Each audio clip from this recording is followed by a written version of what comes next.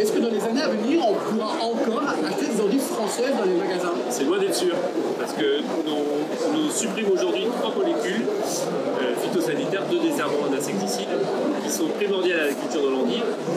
On a encore on va les utiliser en 2024, 2025 c'est terminé. Ça annonce la fin d'une filière.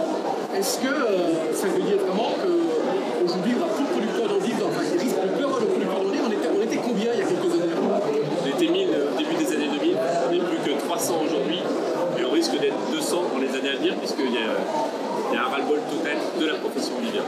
Et au niveau de la production, qu'est-ce qu'on produit en endive en France? Qu'est-ce qu'on va produire? On produit à aujourd'hui 130 000 tonnes d'endives, on en produisait 200 000 tonnes avant. On n'est plus qu'à 130 000 tonnes et on risque de descendre en dessous de la barrière des 100 000 tonnes si on n'a pas de solution transitoire, si on ne nous laisse pas le temps à trouver des solutions alternatives à l'arrêt de ces molécules.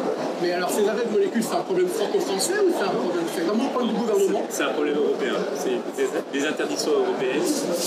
Alors, on sait qu'il y a peut-être qu'en Belgique ou aux Pays-Bas, ils auront peut-être des dérogations que nous, on n'aura pas.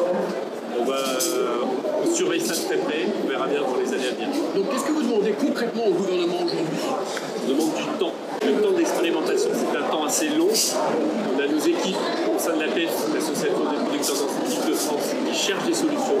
On a des pistes, mais on est incapable aujourd'hui d'établir un programme pour l'année 2025. Donc d'ici 2025, vous demandez des dérogations par rapport à ces produits qui existent aujourd'hui? Dérogation, pourquoi pas, on verra bien ce que c'est la Belgique, mais au moins une solution transitoire, accélérer peut-être l'homologation ou des dérogations d'autres produits qui sont peut-être pas aussi efficaces, mais qui pourraient au moins être une solution de transition pour nos producteurs. Bon, et vous pensez que vous êtes écouté par le gouvernement? Alors aujourd'hui, on est écouté, oui, entendu, pas encore.